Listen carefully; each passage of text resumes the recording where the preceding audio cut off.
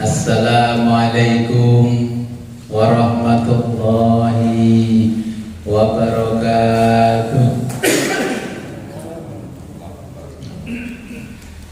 Bismillahirrahmanirrahim.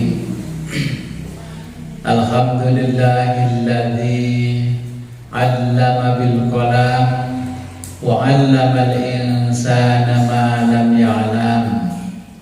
Wassalatu wassalamu ala sayyidina Muhammadin ya nabi'ul ulumi wal hikam wa ala alihi wa ashabihi ma damatil ayyam. Amma ba'du, la haula wa la quwwata illa billahil aliyyil azim. Alhamdulillah, pada siang hari ini kita diberikan kenikmatan oleh Allah yang sangat luar biasa sehingga bisa kembali ngaji kitab hadis Sahih Bukhari Mukhtasar Ibnu Abi Jamrah. Sebelum kita mulai pengajian ini, marilah kita berkirim Fatihah dan lebih dulu kepada junjungan kita baginda Nabi besar Muhammad sallallahu alaihi wasallam. Ila hadratin habibina wa syafi'i qulubina wa qudwatina wa qurrati a'yunina sayyidina wa maulana Muhammadin sallallahu alaihi wasallam wa ala alihi wa ashabihi wa ahli baitihi al-kiram. Al-Fatihah.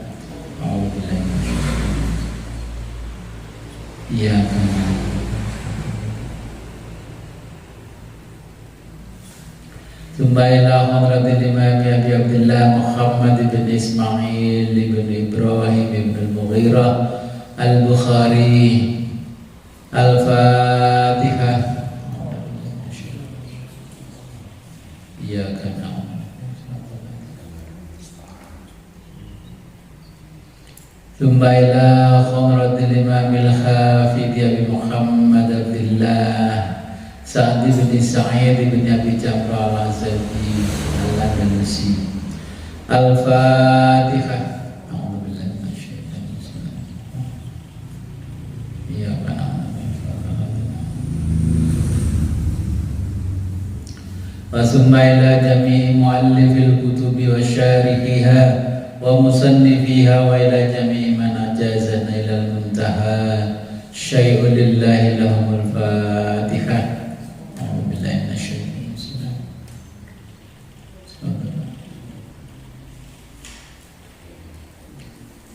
Tsumma ila hadratina abaina wa ummahatina wa ajdadina jaddadina wa usulina wa furu'ina wa liman istama'na huna bisababihil Fatihah.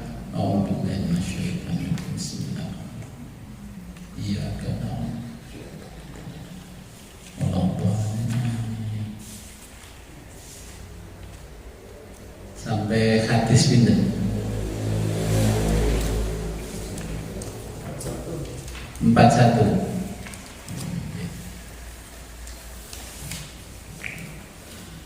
Bismillahirrahmanirrahim. An Abi Hurairah, hadis diriwayatkan dari Abi Hurairah. Anin Nabi, dari Nabi sallallahu alaihi wasallam. Qala, bersabda Nabi, sab'atun, 7 orang,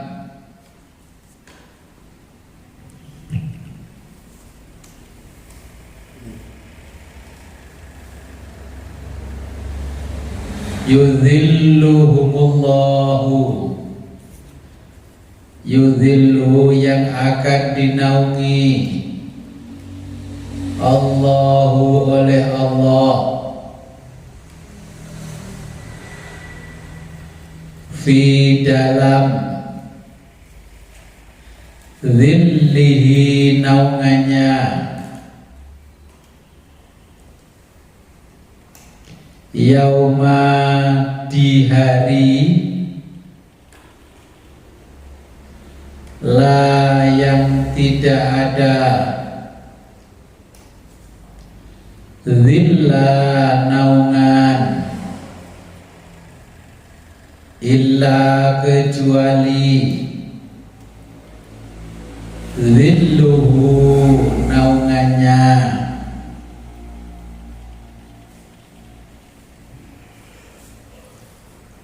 al-imamu seorang pemimpin, al-imamul adilu seorang pemimpin yang adil.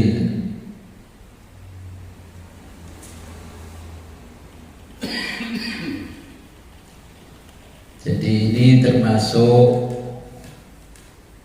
nanti di mahsyar tujuh golongan orang yang akan dinaungi oleh Allah. Yang pertama al-imamul adil. Jadi imam yang adil bagaimana? Jadi pengertian adil, kemudian pengertian soleh. Solehnya seorang pemimpin dan solehnya seorang kiai ini berbeda. Kalau kiai ya kudune wirid, zikir, terus ngaji, kesalehan seorang kiai. Ini Nabi menceritakan indeks pembangunan manusia sejak di dunia sampai di akhirat. Ini termasuk indeks kesalehan sosial. Kalau seorang pemimpin, kesalehannya adalah orang itu adil. Tidak jadi lurah, kalau usah wiritan suwi-suwi, tidak usah sholat duha suwi-suwi, pokoknya sholat duha 2 rakaat selesai dana kelurahan. Yang penting bisa melayani rakyatnya dengan adil. Nah inilah kesalehan yang nanti akan dinaungi Allah ketika di mahsyar. Nah begitu juga di atasnya lagi, seperti bupati, wali kota. Ketika dia jadi pemimpin gak bisa adil, nah dulu dipilih rakyat, semua rakyat, kemudian dia memperkaya diri dari uangnya rakyat, yang gak akan dinaungi oleh Allah di mahsyar. Contoh, orang mencalonkan diri jadi pemimpin, ya paling kecil katakanlah di kabupaten kota seorang bupati, tapi dia bilang pada timnya, pokoknya nanti aku 2 periode harus jadi. Ketika jadi, aku yang kedua, aku sudah punya uang harus sekian. Nah, ini gak akan dinaungi oleh Allah. Ini namanya pemimpin. Jadi pemimpin yang adil. Ketika belum menjadi pemimpin, hartanya kurang dari 1 miliar. Tapi ketika jadi pemimpin, laporan kekayaannya setahun sudah jadi 100 miliar, luar biasa. Makanya ini dengan yang jadi pemimpin, ya, walaupun kepala dusun itu kan pemimpin, ya hanya saja stratanya yang berbeda. Ini yang dimaksud oleh Nabi. Pemimpin sekecil apapun nanti diminta pertanggungjawaban ketika di mahsyar. Jadi orang yang pertama akan dinaungi oleh Allah adalah al-imamul adil. Termasuk presiden, ya presiden ini al-imam yang lebih tinggi di satu negara. Kemudian wasyabun dan pemuda, nasya'a yang sejak muda,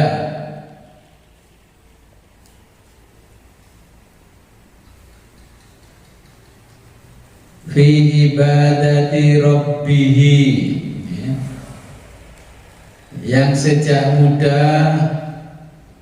fi ibadati menyukai beribadah, rabbihi kepada Tuhannya. Jadi ini seorang pemuda yang dari muda ini menyukai ibadah kepada Tuhannya, sholat dan telat, puasa-puasa sunnah dilakukan, Ramadan, tarawih nggak bolong, setiap malam menambah sholat dengan sholat Lailatul Qadar dan sebagainya. Inilah pemuda yang akan dinaungi Allah ketika di mahsyar. Tapi kebanyakan pemuda hari ini ala nom aja suwe. Suwe tuwe burung. Sembel wis tuwe ditutupno nome diblengerno. Boleh serabi iso dulit. Jadi ini pemuda yang memang dari sejak muda sampai tua dia menggemari ibadah kepada Allah. Kemudian yang ketiga warojulun, dan seorang laki-laki qalbuhu yang hatinya mu'allakun senantiasa terpaut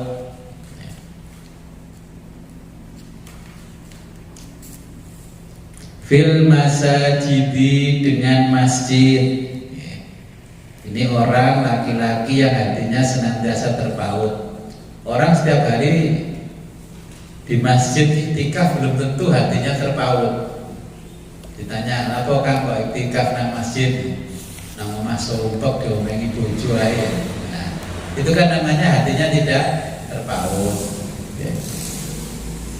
Terus ada lagi yang setiap hari ya seakan-akan dia sebagai orang soleh di masjid terus iktikaf, zikir wirid, ya.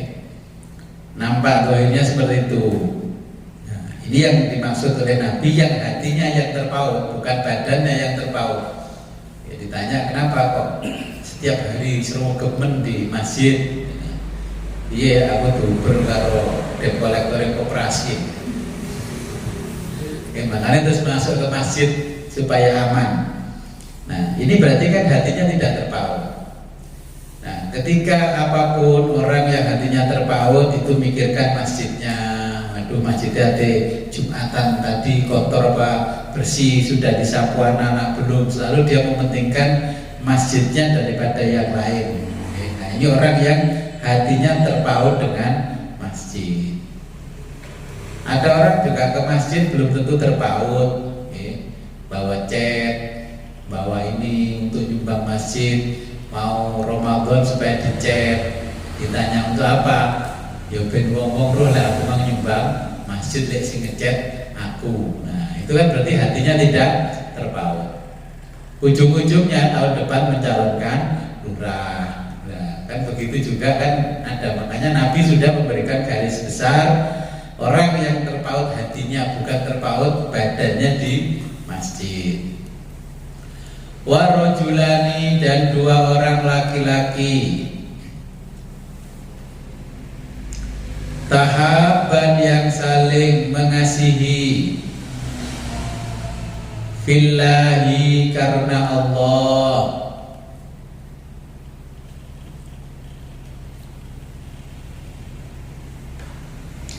Ijtama'a, ketika mereka berkumpul alaihi karena Allah, wa tafarraqa, dan ketika mereka berpisah alaihi karena Allah. Ya, dapat kita contohkan kalau anak pondok atau anak kita dulu ketika kita dulu sekolah, kan ada teman ya yang hidup semati di sekolah. Ketika masih kumpul, ya, supaya dulur, begitu sudah nggak sekolah, nggak sama, tempatnya sudah berpisah, nah, kita pun hubungannya tetap sama, ya, tetap sama. Saya pun diantara beberapa teman, yang sampai detik ini masih seperti saudara walaupun tempatnya berjauhan. Ada yang satu ini ya mondok dari kelas 1 sanawiyah sampai aliyah. Sampai sekarang hubungannya ya seperti saudara. Walaupun rumahnya sekarang berada di Bangka Belitung. Ya, Bangka Belitung. Ini rumahnya Pak Ahok pas jejer sebelah rumahnya. Tiba-tiba ya ujung-ujung ke sini. Tiba-tiba transfer saya uang, terus dikirim nah, sekarang kan sudah canggih ya di banking itu, tiba-tiba kuning, ini ada apa? Siapa yang masuk uang ini? Orang seperti saya kan takut kalau ada orang ngirim uang nggak jelas, itu kan takut. Ternyata kok ada, terus saya telepon lagi, mau kamu ngirim dua kok, bos mau mulai rezeki wakil sampai naik. Ya. Begitu juga ketika saya ada pekerja di Bangka Belitung, ya saya kabari. Begitu saya turun pesawat ya semua keluarganya jemput saya, dia, istrinya, anak-anaknya. Begitu juga anaknya yang besar sudah kerja di Jakarta. Ketika saya di Jakarta ya saya kabari, Le, aku sekarang ada di Jakarta. Ya saya ajak makan, saya ajak ngopi. Jadi pertemanan saya sama bapaknya dari dulu ketika masih kumpul 6 tahun sampai sekarang juga tidak berubah. Gitu. Malah kadang-kadang saya aneh, iya bener wong Jawa ya, dulur dadi wong liya, wong liya dadi dulur. Ya, sama seperti itu. Jadi inilah yang dimaksud di dalam hadis ini, ketika berkumpul ya lillahi ta'ala, punya uang yang merasakan semua, nggak punya ya semua, gitu. Akhirnya ya seperti itu. Saya juga punya teman ada di Sulawesi jadi pejabat sekarang, ya seperti itu. Itu malah kalau datang ke sini nggak pernah ngomong-ngomong, ujuk-ujuk sudah nyampe di dekat-dekat ini telepon. Senangannya memang bikin kejutan. Ini memang pertemanan yang dulu memang saya rasakan beberapa orang ini lillahi ta'ala, karena Allah ta'ala. Ketemunya sama-sama susah dulu di Jawa Barat, ya akhirnya berpisah jadi sama-sama orang sukses. Ya, satu ada juga di Kalimantan. Ketika saya masih susah, tiba-tiba mendatangi saya di Kediri. Ya, saya masih rumah kontrak. Saya ditinggali tas, tapi pikir jajan. Nggak taunya dalamnya uang isinya. Terus saya telepon, kenapa ini ada uang? Mas, ya terima aja mas. Ini dulu kalau untuk membalas kebaikan sampai kepada aku nggak cukup uang ini, nggak ada artinya. Sudahlah itu pokoknya kita lillahi ta'ala. Gitu. Terus kamu posisinya apa? Sudah kalau nanti saya minta kirim tiket bla bla bla, saya pergi ke sana. Oh ternyata jadi kepala ini. Ya. Jadi salah satu kepalanya Angkasa Pura, yang ngatur pesawat terbang. Ya sudah, kita seperti itu contoh-contohnya, okay? Makanya kalau bisa ya berteman sampai tua. Terus begitu juga ada teman yang dulu sama susah, akhirnya kita sama-sama sukses. Terus mereka itu tanya, Mas, kita itu sudah berteman hampir 30 tahun, apa yang mengikat kita supaya jari sampai biar ngaji kan bisa berteman itu ketika kumpul sampai bisa lillahi ta'ala. Apa ya? Ya akhirnya tiba-tiba kayak saya diundang ke Surabaya. Terus saya menunggu ini yang untuk mengikat pertemanan dan persaudaraan kita. Saya lihat ini, apa ini? Dulu waktu notaris, ternyata saya dikasih saham di dalam perusahaan ini ya senilai 5,5 miliar. Kok akhirnya menduit siapa gitu? Duitku mas tak kena sampean dan sampean tetap bersamaku di sini. Itu satu perusahaan. Nah seperti itu. Terus ya guys, sekarang ngantor berdino loh. Aku ngantor di tempat lain begini sih nggak apa-apa. Sampean ngantornya setiap saat, boleh masuk kantor ini setiap saat karena sampean komisaris di sini. Nah itu juga karena dulu ketika masih sama-sama susah, kita lillahi ta'ala. Rokok melinting bersama, ya. Kalau di Jawa Barat kan lintingnya bukan baku gini, jadi ada yang daun kaung, itu daun dari apa itu kolang-kaling itu dijemur, ya sampai kering, nah itu tembakonya di situ merokok bersama di sana. Ya. Ini contoh-contoh yang saya contohkan dengan pribadi saya yang persahabatan sampai detik ini ya masih lillahi. Yang persahabatan ketika saya susah belayu dewe-dewe yang banyak. Ketika saya senang datang semua persis semut, persis lalu ya banyak. Ya, makanya yang dicontohkan Nabi ya persahabatan yang mengikat kita ila yaumil kiamah. Ya, bisa kumpul sama.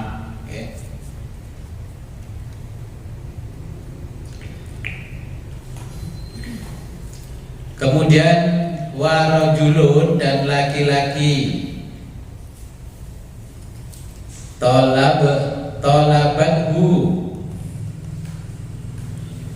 tolabathu dia yang dirayu imro'atun wanita Zatu mansubin, zatu yang memiliki, mansubin jabatan dan kekuasaan. Jadi zatu mansubin itu memiliki jabatan dan kekuasaan. Artinya apa? Ada orang berpangkat jenderal, ya jenderal pangkatnya, ya, tapi nggak punya kekuasaan karena nggak punya job. Nah ini perempuan punya jabatan juga punya kekuasaan. Sama ketika zaman Nabi Yusuf, ini adalah Siti Zulaikha.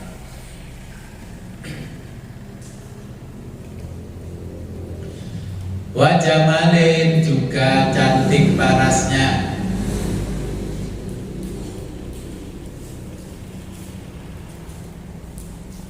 Faqala, dia berkata,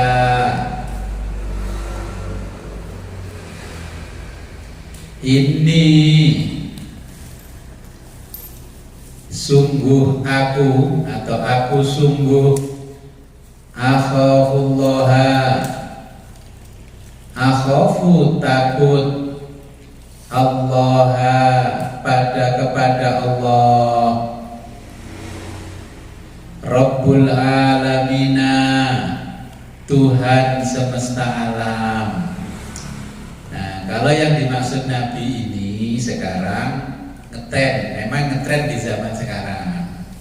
Jadi banyak perempuan-perempuan yang punya jabatan juga punya kekuasaan, ya, sukanya memang dengan lelaki. Istilahnya orang sekarang ya berondong. Ya. Jadi imro'atun zatu mansubin. Makanya di zaman dulu dicontohkan Nabi Yusuf itu saking gantengnya di zamannya Nabi Yusuf, okay. Terus Nabi Yusuf cerdas, ya, dapat tawaran pekerjaan di kerajaan, ya di pusat pemerintahan. Nah ini ada perempuan cantik yang punya kekuasaan dan jabatan juga punya kekuasaan. Nah sehingga Nabi Yusuf ditawari untuk berselingkuh. Maka Nabi Yusuf mengatakan inni akhafullaha rabbal alamin. Okay. Nah ini kalau ada anak sekarang ditawari begitu, kamu nggak sama aku, ini nanti tak belikan motor, akan ini yang penting ini. Kalau dia mengatakan inni akhafullaha rabbal alamin, maka nanti di mahsyar akan dikutubi Allah. Kalau dia mau, ya wes semua fasilitas dipenuhi, perempuan yang punya jabatan, punya kekuasaan, dia cantik, ya akhirnya ya nggak akan dapat perlindungan Allah nanti naungan di mahsyar.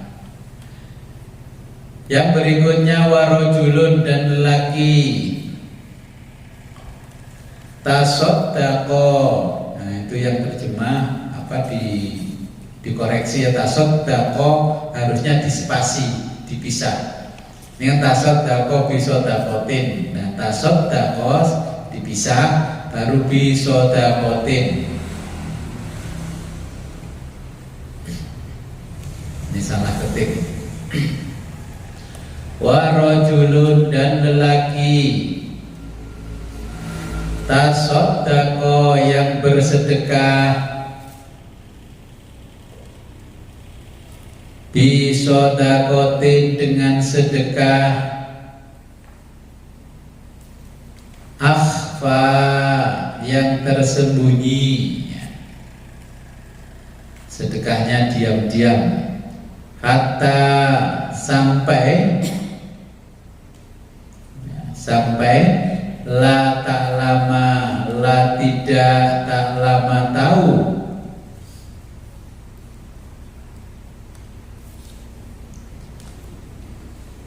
shimaluhu tangan kirinya,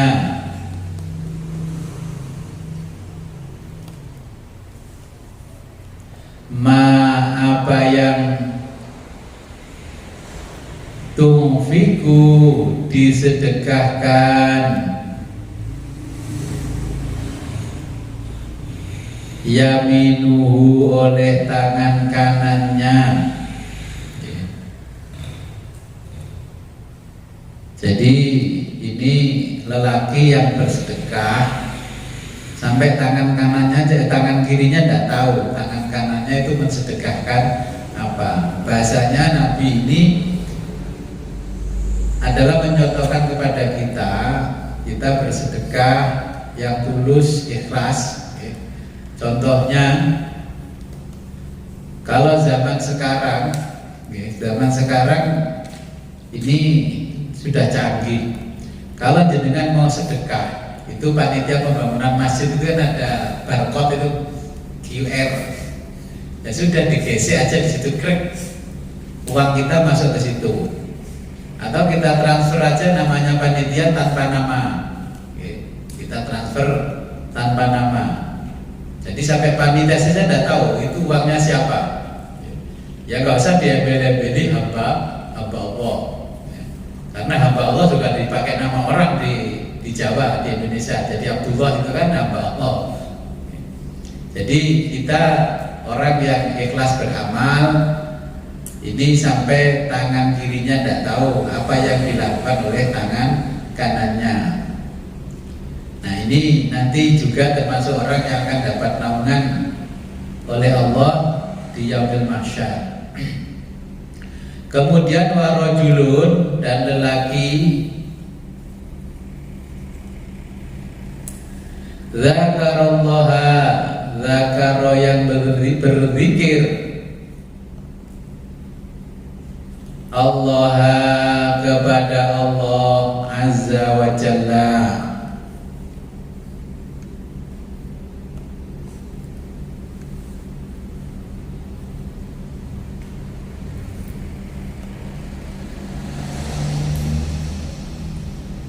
Azza maha perkasa, wajalla dan maha agung. Jadi lelaki yang zikir kepada Allah azza wa jalla kholian, di tempat sepi, fafadot, kemudian meneteskan, ainahu, air matanya. Ini saya praktekkan sulit. Jadi laki-laki di tempat sepi zikir kepada Allah nangis. Nah, bagaimana kalau zikir di TV nangis? Itu dapatnya bukan pahala tapi dapatnya honor. Orang TV nangis kok orang oleh, gak sama seperti yang disampaikan Nabi, warajulun dzakarallaha azza wa jalla kholian, fafadat ainahu, kemudian menetes ainahu, air matanya. Saya zikir ketika nangis itu begini, ya Sayyidi ya Rasulullah khud biyadi qalat khillati adrikni. Kalau jenengan ngerti apa namanya maknanya, ya pasti nangis. Maknanya apa? Ya Sayyidi Rasulullah, sambat namanya Kanjeng Nabi. Khud biyadi, peganglah tanganku. Khud biyadi qalat khillati, karena tidak ada daya upaya bagiku. Adrikni, tolonglah, mergo kecepit ganti duit, bayar listrik, bayar SPP, berarti terus malam-malam nangis netes begitu. Itu bukan yang dimaksud oleh Nabi. Jenengan kondisi segalanya kecukupan apanya ini ya, terus baca Al-Quran di tempat sepi sambil merenungkan, terus meneteskan air mata, ya zikir Allah Allah Allah saking meresapinya, terus jenengan meneteskan air mata, itulah yang dimaksud oleh Nabi. Kalau seperti saya tadi karena kepepet ganti duit, bayar listrik, bayar SPP-nya anak, bla bla bla bla, terus nangis wiritan, supaya besok dikirim rezeki oleh Allah, ini bukan yang dimaksud Nabi. Bukan netesnya air mata bukan karena Allah, tapi karena kepentingan kita kepada Allah supaya dikabulkan hajat kita. Jadi jenengan tidak ada hajat sama sekali baca Al-Quran di malam yang sunyi terus meneteskan air mata. Terus ditanya malaikat, emang paham gak Jong arti ini kok netes air mata? Kalau paham air matanya mungkin ya paham artinya, alhamdulillah. Kalau tidak paham, yang penting bisa meresapi dan meneteskan air mata. Kita lanjutkan an Aisyah dari Sayyidah Aisyah anin Nabi dari Nabi Sallallahu alaihi wasallam qala bersabda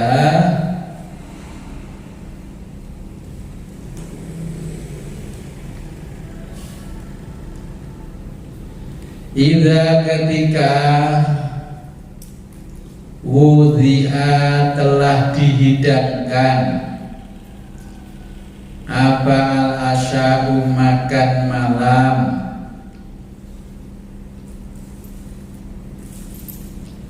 wa uqimatis sholatu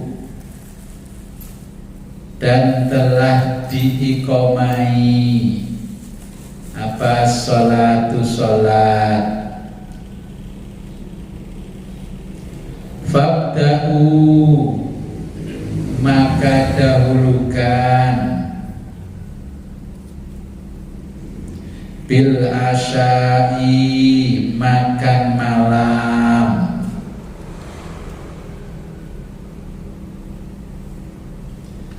Ya, ini jadi kalau kita mau makan ya gak hanya makan malam,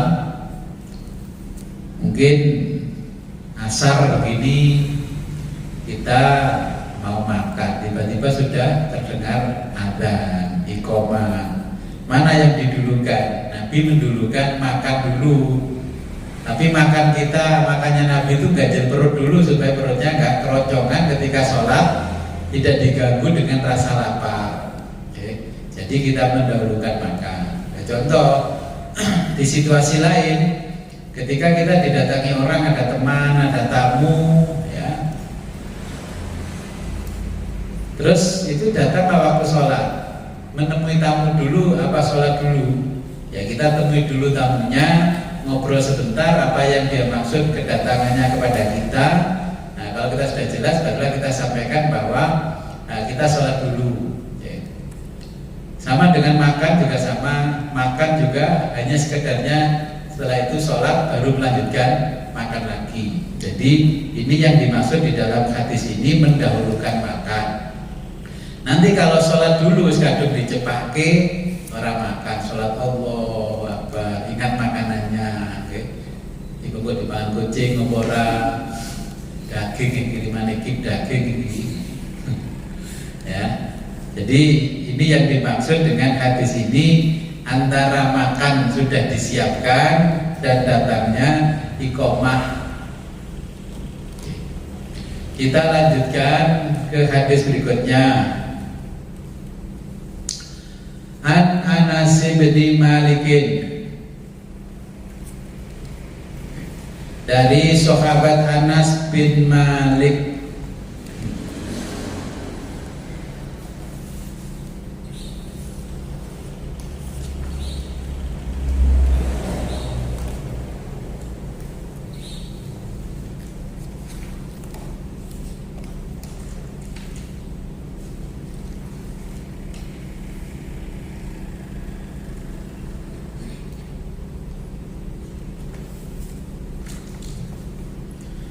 Anas bin Malik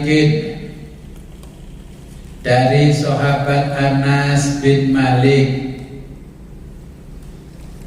yang jenengan terjemah itu an Anas bin, ya, bukan an Anas benar. Itu dibetulkan.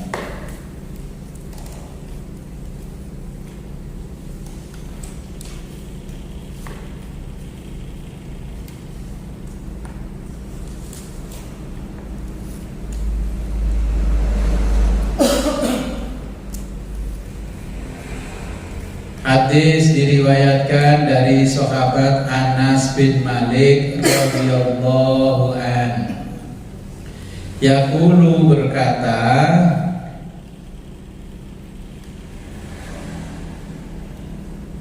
ma tidak pernah. Okay. Jadi kalau berkata berarti bukan Nabi. Okay. Saya kasih pembeda kalau Nabi bersabda. Kalau ini Anas bin Malik radhiyallahu an qala yaqulu berkata, berarti berkata sahabat Anas, ma tidak pernah shallaitu aku sholat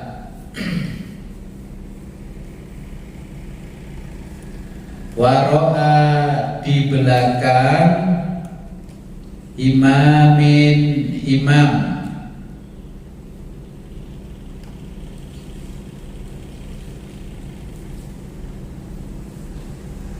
qattu cepat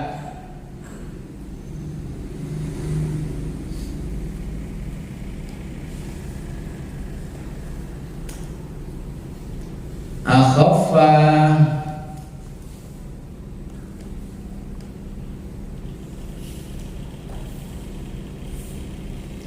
akhaffa karena takut imamin imam qattu yang lebih cepat akhaffa karena takut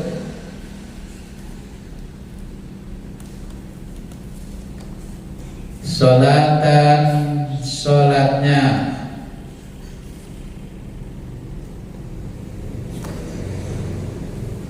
wala atamma dan tidak lebih sempurna wala dan tidak lebih atamma sempurna minan nabi daripada nabi sallallahu alaihi wasallam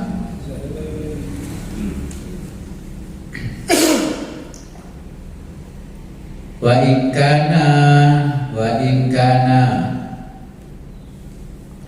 in dan apabila kana beliau layas mau mendengarkan buka as-sobi buka tangisan as-sobi bayi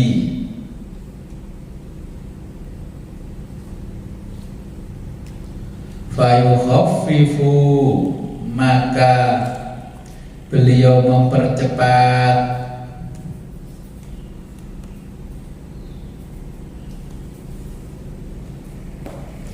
makhofata karena beliau khawatir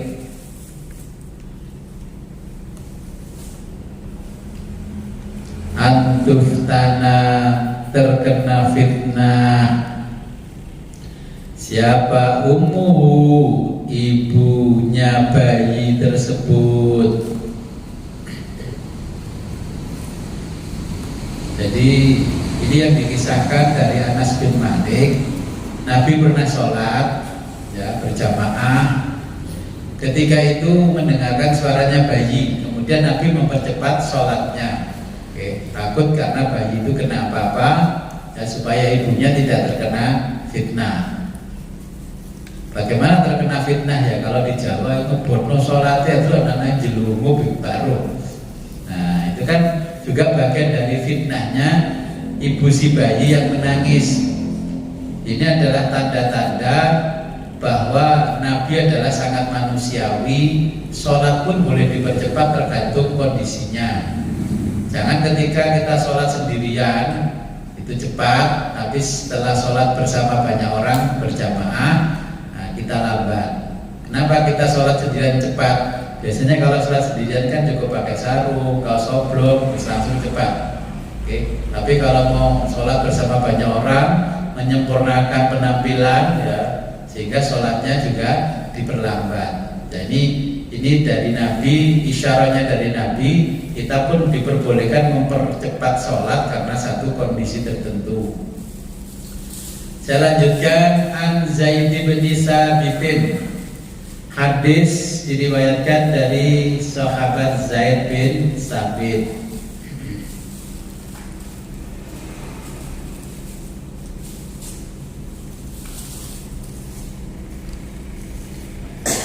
Anna bahwa Rasulullah sallallahu alaihi wasallam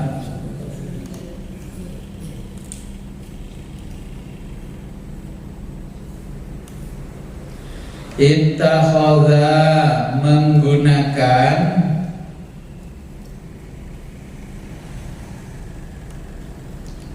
hujrotan sebuah ruangan,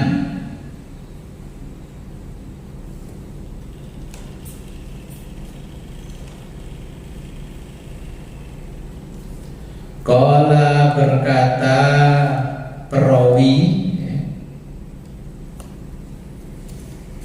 hasibtu aku menduga,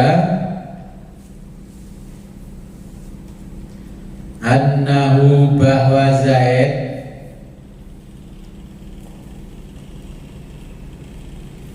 qala mengatakan, min hasirin, min dari hasirin sebuah tikar, fi Ramadhana di bulan Ramadan,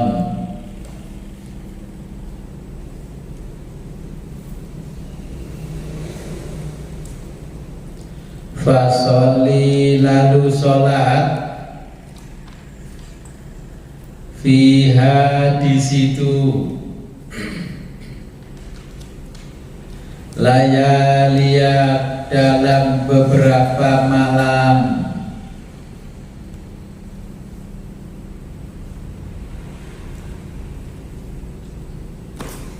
fasoli maka sholat,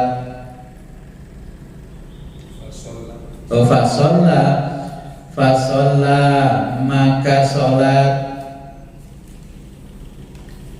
bisolatihi dengan mengikuti sholatnya Nabi.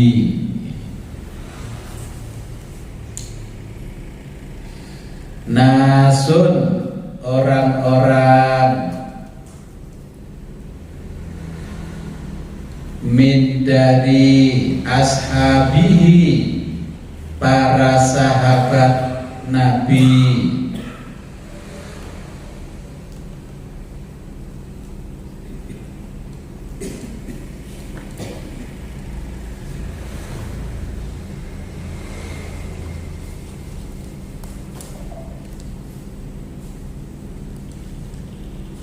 falamma ketika alima beliau mengerti,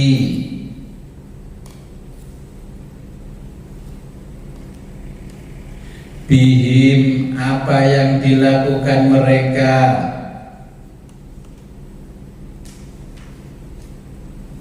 ja'ala beliau segera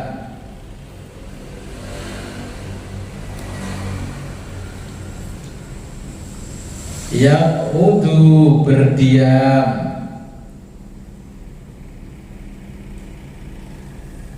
fakhoroja kemudian beliau keluar, ilaihim untuk menemui mereka,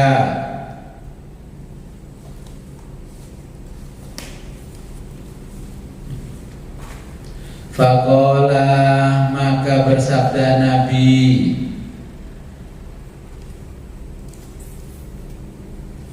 qad araftu sungguh, araftu aku mengetahui, alladzi yang ra'aitu aku saksikan, min dari soniikum perbuatan kalian, fasollu maka sholatlah, ayyuhan nas wahai para manusia, fi buyutikum di rumah-rumah kalian, fa inna karena afdholas sholati, afdhola lebih utamanya, as-sholati sholat,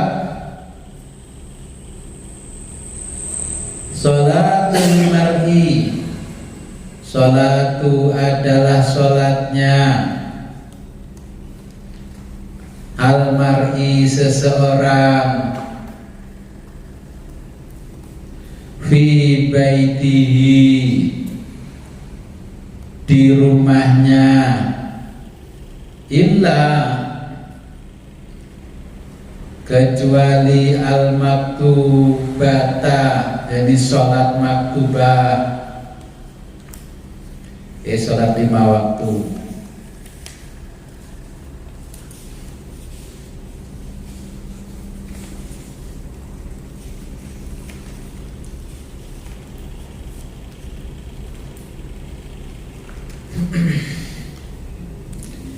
Ini kisahnya dulu Nabi sholat Ramadan, ya, ketika Ramadan pertama disyariatkannya Ramadan, ya, Nabi sholat, terus para sahabat semua ngikuti Nabi sholat.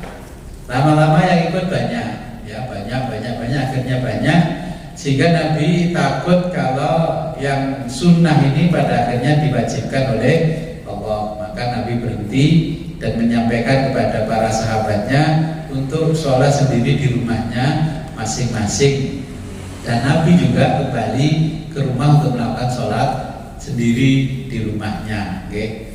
Dulu tidak ada tarawih di zaman Nabi itu di masjid rame-rame, nggak ada, semuanya di rumah. Kata Nabi kalau sholat sunnah itu afdolnya adalah di rumah. Kemudian ketika sholat tarawih ini di masjid rame-rame, ini peristiwanya setelah Nabi wafat. Ya, pada waktu itu semangatnya orang Islam mulai turun drastis karena nabinya wafat, oke, sehingga sahabat Umar bin Khattab memerintahkan semua umat Islam untuk melaksanakan sholat tarawih di tempat-tempat ibadah termasuk masjid, musola, surau dan sebagainya. Nah, ini peristiwa ini ketika Khalifah Abu Bakar Umar bin Khattab. Oke. Mungkin ada pertanyaan. Nah, dari kisah Ramadan ini, ya, ada satu sholat kemarin yang saya ceritakan, sholat Lailatul Qadar. Kalau melihat jadwalnya kayaknya pas kita nanti penutupan itu Lailatul Qadar malamnya. Mudah-mudahan jadwalnya tidak pindah seperti U20 yang mutanding di Indonesia ternyata pergi. Ya, saya nyuwun sewu ini dibagikan ini. Ini Pak Om.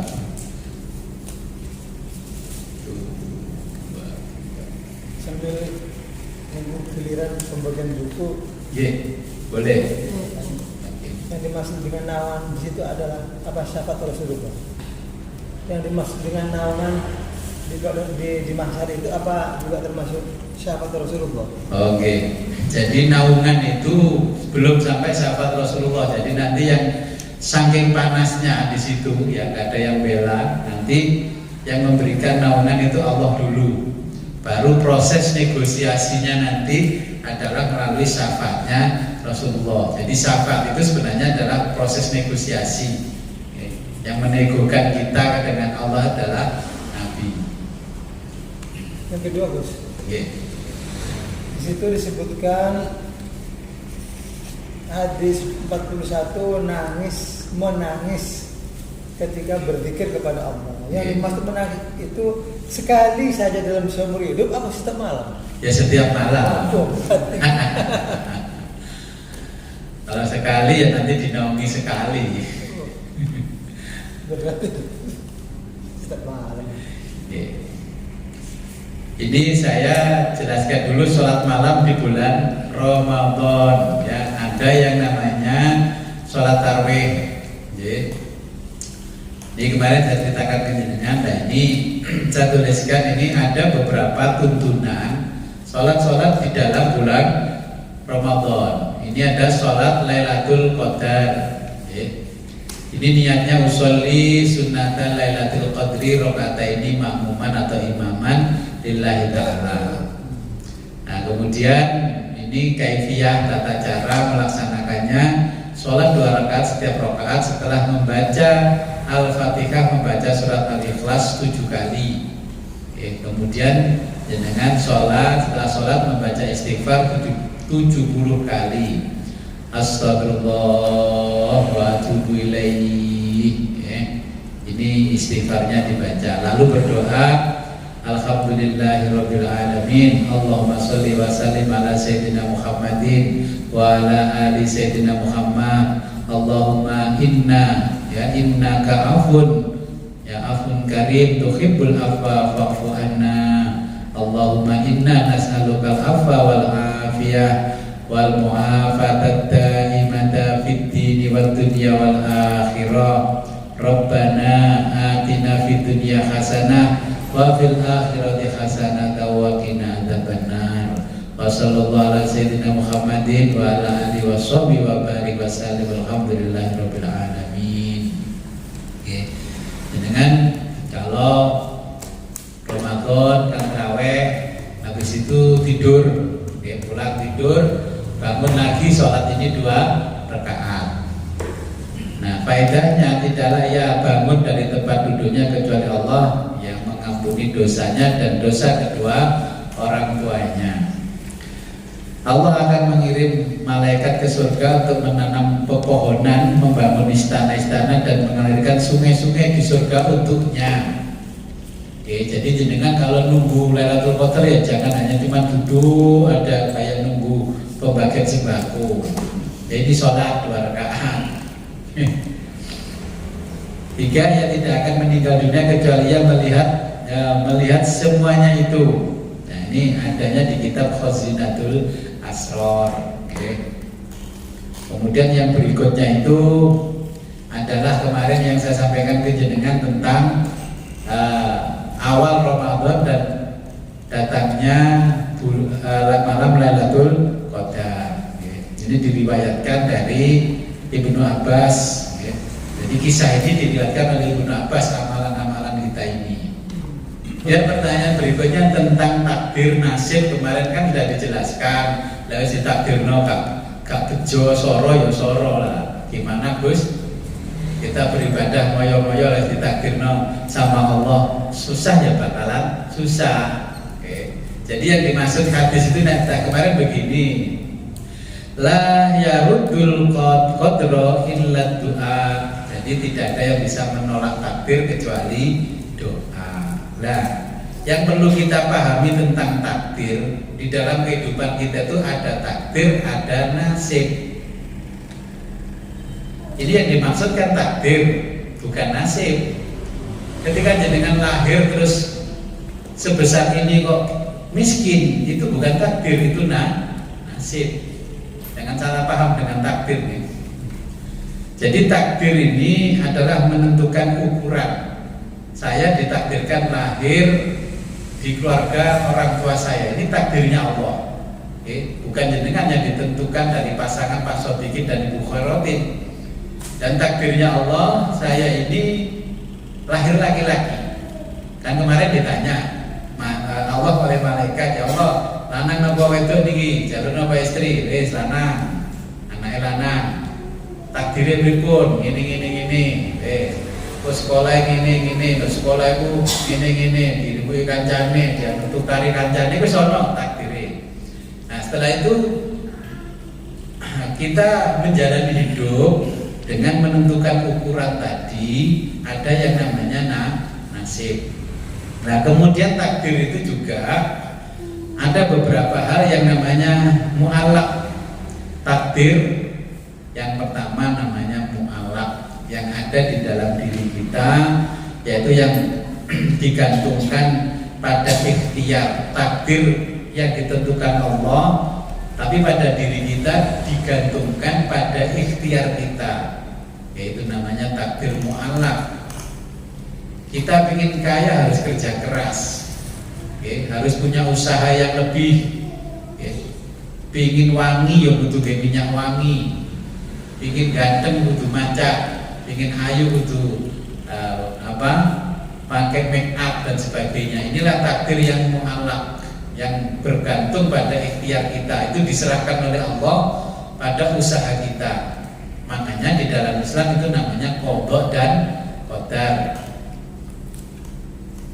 Kemudian ada takdir yang kedua adalah mubrom. Takdir yang sifatnya tidak bisa berubah dari diri kita, yaitu tentang kematian, tentang jodoh, ya. Wis ngusir arek ayu anake konglomerat, dari nikah ternyata diputus. Ini mubrom, ya. Contohnya jenengan sudah mau berangkat, wis berangkat, takdirnya ngaji itu 13.30 lu kok belum telat aku, itu takdir mubrom namanya. Ya. Jadi jenengan menjalani takdir yang mubrom, yang dilalah jenengan ketika datang ini tadi belum dimulai, sebenarnya sudah mau mulai. Nah, inilah takdir yang ada pada kita, sehingga di situ ketika takdir ini berhubungan dengan qadha qadar, makanya di dalam qadha ada qadar. Qadha itu kan rancang bangunnya. Ketika mau bangun rumah ini kan ada rancang bangunnya supaya rumah ini jadi.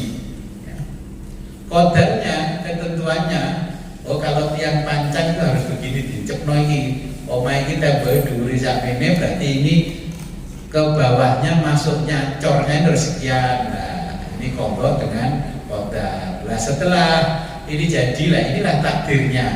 Nah, wujud aslinya. Jadi wujud nyatanya di dalam kehidupan kita itulah namanya takdirnya. Nasib tembok iki, nah yang sana dicat hijau, putih-putih itu nasib namanya. Nasib bisa berubah sewaktu-waktu tergantung selera saya ini. Nah, ini bedanya takdir dengan nasib. Nah, terus doanya bagaimana? Istri ngomong, "Suami diijo kok diganti kok." Nah, itu 5 tahun ijo gak diganti blas. Mergo anggere ana tamu moro mesti ngomong, "Gusti ternyata iki wong NU ya." Walaupun tidak menyimpulkan logone NU nang omahe, ijo-ijo dianggap NU. Nah, itu kan ditafsirkan orang dari qadha qadarnya, itu takdir mubromnya diarani NU. Ya dilalah memang ada kesamaan dengan NU. Suatu ketika saya ganti biru, mubromnya dipikir nanti Muhammadiyah. Terus saya ganti kuning, dipikir LDII. Terus saya ganti angka 10 di depan, wah dipikir saya sudah bersahabat dengan Bayi Mukhtar, wali 10, sing songo di Jawa Timur, yang satu yang nomor 10 di Jombang, kan begitu. Nah kalau di sini enggak, ditambah lagi 1, 11, walinya 11, wali Badas. Nah ini kan takdir yang mubrom masihan, bisa ditambah lagi. Jadi itu yang namanya takdir, ya jangan dipahami kemarin kan. Itu yang disampaikan Nabi seperti itu dan dijelaskan di penjelasan yang lain tentang takdir, sehingga Al-Quran menjelaskan tentang qadha dan qadar. Oke. Kira-kira jelas? Ya, ada pertanyaan? Oke.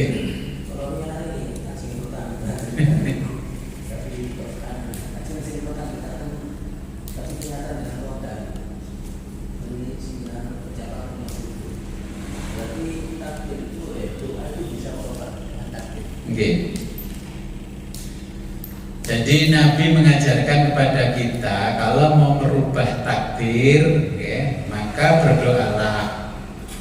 Yang bisa merubah takdir adalah doa. La yaruddul qadara illa du'a'u. Tidak ada yang bisa merubah takdir kecuali doa. Kalau as-shadaqatu tadfa'ul bala. Kan saya pernah baca di kisah. Ya. Mungkin sahabatnya Musa apa Nabi Ibrahim juga. Ya, itu muridnya Nabi Ibrahim. Nah, semuanya dia besok mau nikah. Namanya. Sudah kan seorang malaikat, datang malaikat itu memberitahukan bahwa besok mampu itu sobat kita akan meninggal. Kasihkan itu mau nikah. Nah, pada malam harinya dia bersedekah separuh dari hartanya. Mama punya satu M jadi sudah katakan 700 jutanya. Iya. Hanya ada meninggal. Dan setelah itu Nabi Ibrahim itu mencari malaikat itu. Malaikat itu dicuri. Iya. Temanku mau meninggal. Iya. Kok nggak meninggal sampai bertahun-tahun gitu Gus. Oke. Gimana? Jadi itu ada kisah di zaman Nabi Ibrahim. Ketika menjelang maghrib, itu kan sowan santrinya Nabi Ibrahim pada Nabi Ibrahim. Wahai Nabi Allah Ibrahim, saya besok mau menikah dan saya minta engkau yang menikahkanku. Nah, di sebelahnya anak itu ada malaikat maut. Dan malaikat maut itu nyampaikan ke Nabi Ibrahim, wahai Ibrahim, sampaikan pada muridmu, kalau dia itu umurnya tidak sampai pada sore besok. Tapi Nabi Ibrahim karena Nabi, rahasia kematian itu adalah tetap rahasianya Allah, tidak akan disampaikan. Nabi Ibrahim mengatakan, ya, nah kapan kamu nikah? Besok setelah Isya kita adakan akad nikahnya dan saya minta Nabi Ibrahim yang menikahkan. Tapi Nabi Ibrahim tidak mengikuti apa yang disampaikan malaikat maut.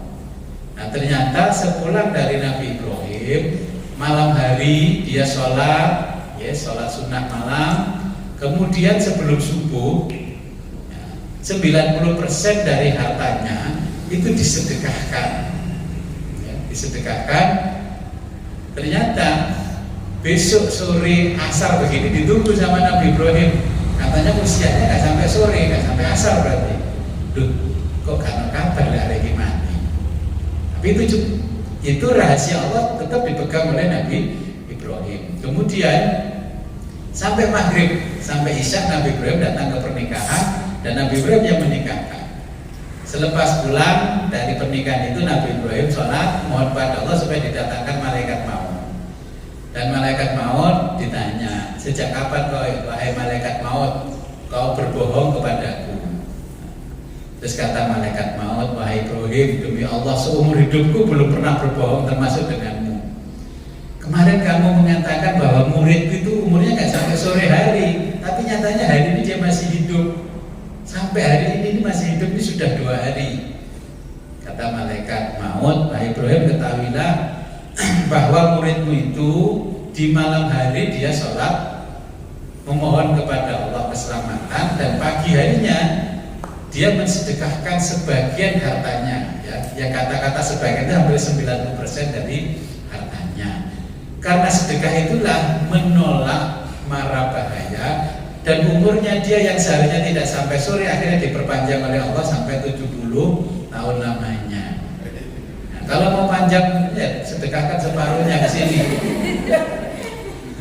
Ini kalau mengikuti kisahnya Nabi Ibrahim. Tapi ketika Nabi Muhammad di hadis 33 sudah dijelaskan kemarin tentang sedekah itu ujian laki-laki. Kemarin kan kayaknya hadir ketika ujian laki-laki tentang sedekah. Jadi nanti kita lanjutkan besok ya, karena ini sudah jam 3. Ini saya kata begini. Oke. Ya berkaitan dengan lembaran yang keterima tentang sholat Lailatul Qadar.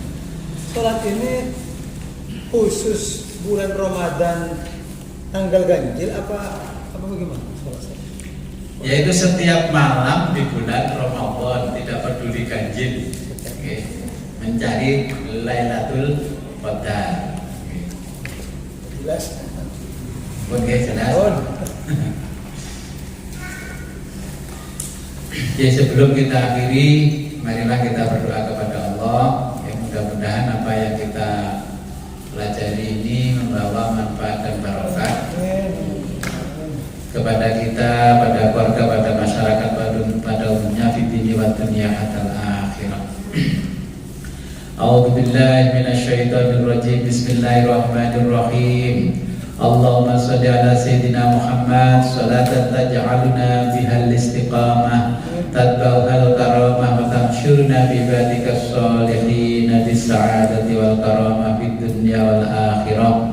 Allahumma barik lana bi auladina wa dhurriyyatina wa talamidina wa la tadurruhum wa wafiqhum li ta'atika warzuqna birrahum amin amin ya rabbal alamin. Allahumma akrimna minka binuril fahmi wa akhrijna min dhulumatil wahmi warzuqna fahman nabiyyin wa khifdal mursalin wa ilhamal malaikatil muqarrabin bi rahmatika ya arhamar rahimin. Wa sallallahu ala khairi khalqika sayyidina Muhammadin wa ala alihi wa sahbihi wa barik wa sallim. Alhamdulillahi rabbil alamin. Al-Fatihah.